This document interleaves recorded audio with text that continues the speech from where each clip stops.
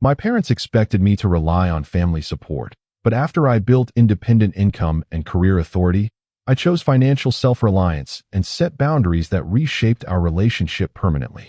You're really going to throw away everything we built for you over some misguided pride? My father's voice cut through the dining room like a blade. I set my fork down carefully, meeting his eyes across the table. The silence that followed felt like the world holding its breath. My mother's hand froze halfway to her wine glass.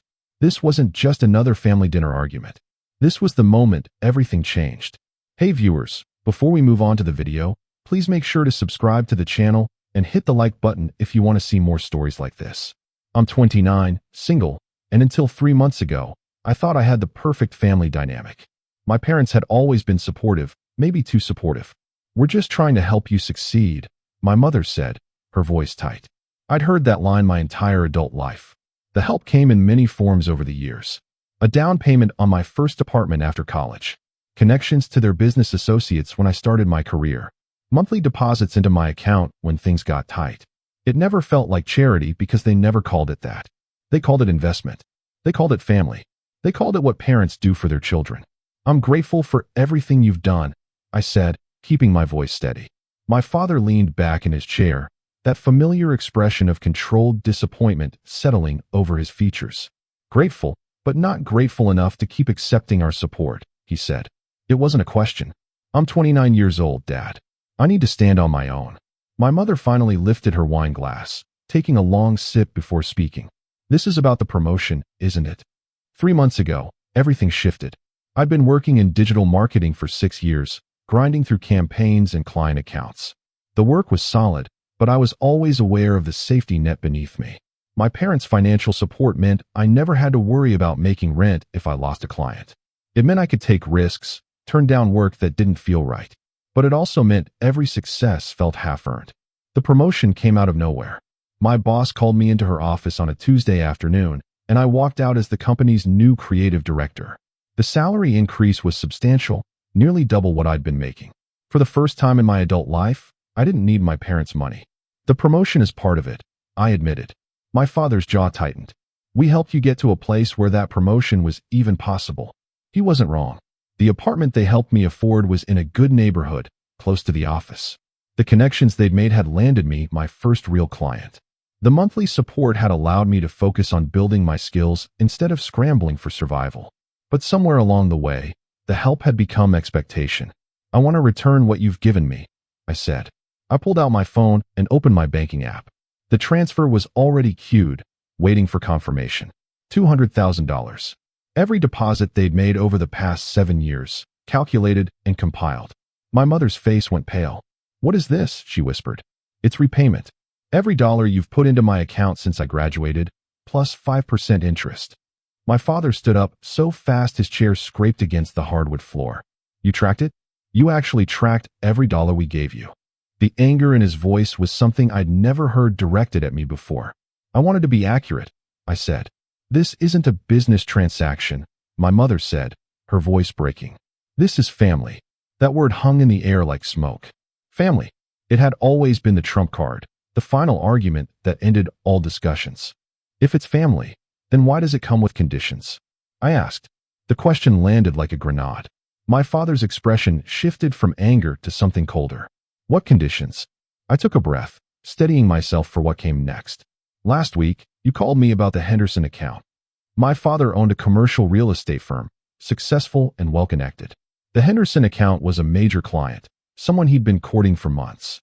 "I called to see if you'd be interested in consulting on their marketing strategy," he said carefully. "You called to tell me I should take the job, even though I explained that my new position has strict conflict of interest policies." My mother set her glass down with too much force. "We were trying to help you make more money. I don't need more money anymore. That's the point." The truth was more complicated than that single conversation. It had been building for years, small moments that accumulated like snow before an avalanche. 3 years ago, they'd offered to introduce me to the daughter of one of their friends. When I declined, saying I wasn't interested in being set up, the monthly deposit stopped for 6 weeks. No explanation, just silence. When I finally called to ask about it, my mother had said something about cash flow issues. The deposits resumed the following month, The same day, I agreed to attend a dinner party where the friend's daughter would be present. 2 years ago, I'd been considering a job offer in another city. Better pay, more responsibility, a real step forward in my career. My father had reminded me that the apartment lease was in both our names. He'd worried about finding a replacement tenant in that market. The implication was clear: taking the job would create problems. I turned down the offer. Last year, I'd started seeing someone seriously. She was ambitious, independent, working in tech startups. My mother had concerns. "She seems very focused on her career," she'd said over lunch. "Do you think she has time for a real relationship?" The monthly deposit that month came with a note: "For your future." The relationship ended 3 months later for unrelated reasons, but the pattern was impossible to ignore. Every major decision in my adult life had been quietly influenced by the financial support. "You're rewriting history," my father said, pulling me back to the present. "I'm seeing it clearly for the first time," I countered. My mother stood, walking to the window that overlooked their manicured backyard. "We gave you freedom. Do you know how many of your peers are drowning in debt? Trapped in jobs they hate because they need the paycheck. You gave me a different kind of trap," I said quietly. She turned sharply. "How dare you? We sacrificed for you. Do you think it was easy to send those checks every month? Then let me pay you back." "It's not about the money," my father shouted. The outburst surprised all of us. He rarely raised his voice, prided himself on his composure. "Then what is it about?" I asked. The silence stretched between us, heavy and uncomfortable. Finally, my father sat back down. His shoulders sagged in a way I'd never seen before. "It's about staying connected," he said quietly. "It's about still being needed." The honesty caught me off guard. My mother returned to the table, her eyes red-rimmed. "When you don't need us anymore, what are we?" she asked. I felt something shift in my chest. This wasn't just about control or manipulation. It was about fear. Fear of irrelevance, of children growing beyond the reach of parental influence. "You'll be my parents," I said. "Isn't that enough?" My mother's tears spilled over. "It should be, but it doesn't feel like enough." We sat in that honesty for a long moment. "The money gave us a reason to call, to check in, to be part of your daily life," my father admitted. "Without it, what excuse do we have?" I understood then what I'd been fighting against. Not malice or manipulation, but a desperate attempt to maintain relevance in a child's adult life. "You don't need an excuse," I said, "but you need to let me stand on my own." My father studied the table, his jaw working. "What if you fail?" "Then I fail, and I figure it out myself." "That's terrifying for a parent to hear," my mother said. "I know, but it's necessary for me." The conversation that followed lasted 3 more hours. We talked about boundaries, about the difference between support and dependence. My father admitted that some of the connections he'd made on my behalf had come with expectations I'd never known about.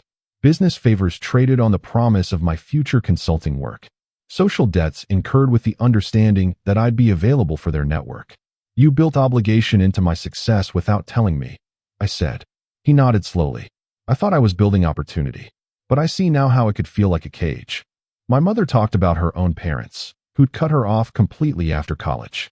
I swore I'd never do that to my children. Maybe I overcorrected. The understanding didn't erase the years of complicated dynamics, but it cracked open something that had been sealed shut. "I need you to take the money back," I said again. "Why is this so important to you?" my father asked. "Because everything I've achieved, I want to know it's actually mine. Not borrowed, not leveraged, not built on someone else's foundation." My mother reached across the table, her hand trembling slightly. "And if we refuse the money? Then I'll donate it to charity in your names." But either way, the monthly deposits stop. The financial connection ends. My father's eyes hardened for a moment, then softened. "You're really doing this?" "I am." He looked at my mother, some silent communication passing between them. "If we agree, what happens to us?" she asked. "We figure out what our relationship looks like when it's built on choice instead of obligation." The words hung in the air. My father finally nodded. "It's going to be different." "It has to be," I agreed. We didn't resolve everything that night. My father struggled with accepting the repayment, seeing it as rejection rather than independence. My mother worried that I'd drift away without the regular financial touchpoints. But we agreed to try. The money transferred the following week. My parents opened a college fund for future grandchildren, depositing my repayment there.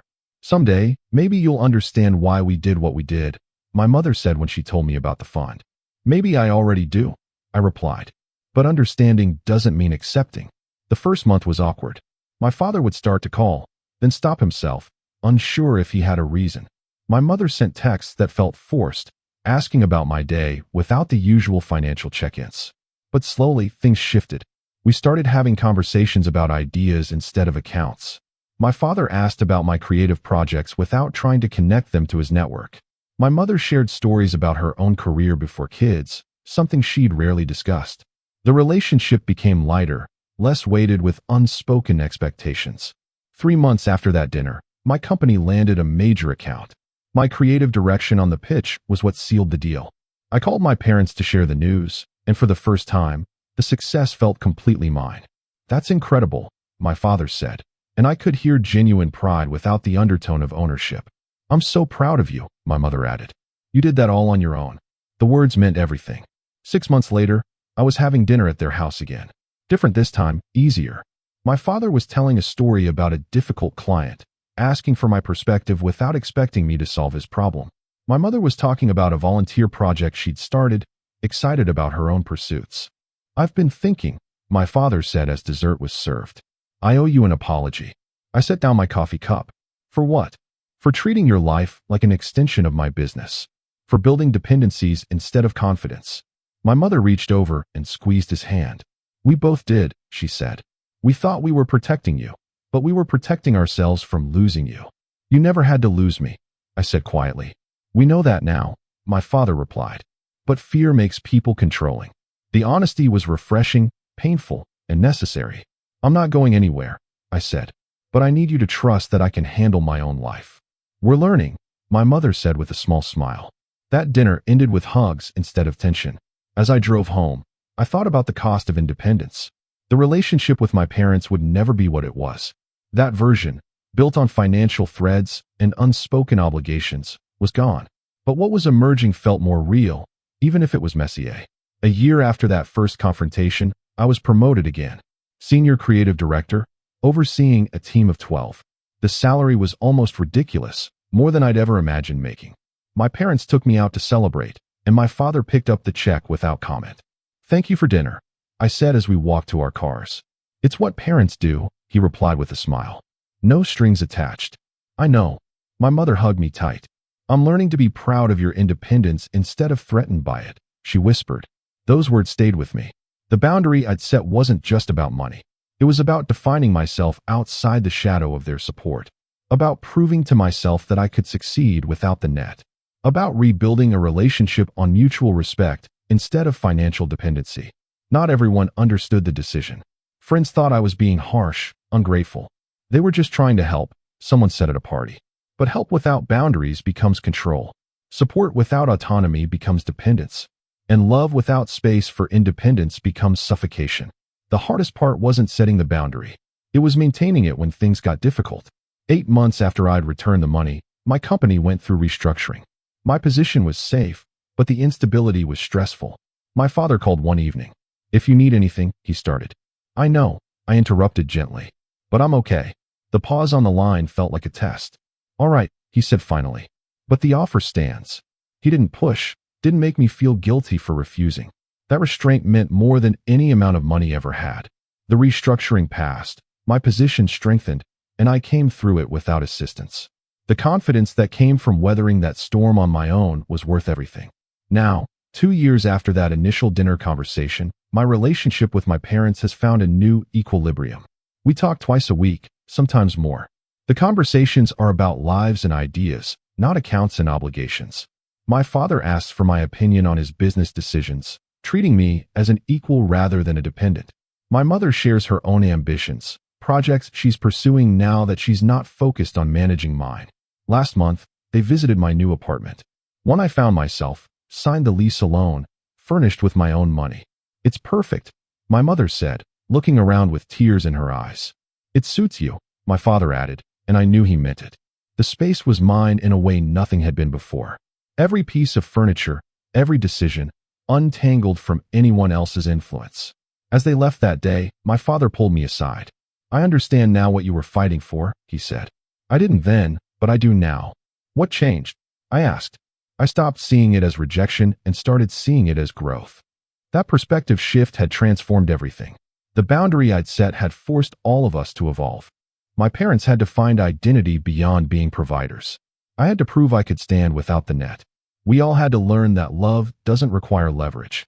The financial independence was just the surface. Underneath was the deeper work of separating identity from obligation, of building adult relationships with parents who had to let go of control, of proving that connection could exist without dependency. Looking back, that dinner conversation was the catalyst for necessary change. The kind that hurts while it's happening, but heals into something stronger. My parents expected me to always need them in some way, and I had, in ways that kept me smaller than I could be. Choosing financial self-reliance wasn't about rejecting their love.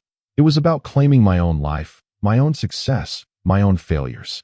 It was about becoming fully myself, separate and whole. The relationship we have now isn't perfect. Sometimes my mother still tries to offer unsolicited advice wrapped in concern. Sometimes my father's business instincts kick in and he tries to help with connections. But I can say no now without guilt. And they can hear no without interpreting it as rejection.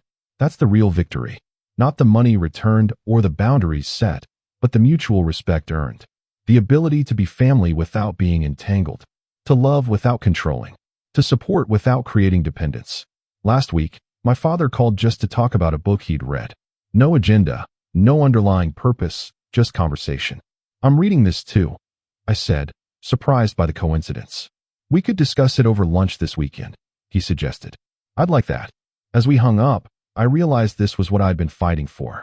Simple connection, freely chosen, without the weight of obligation.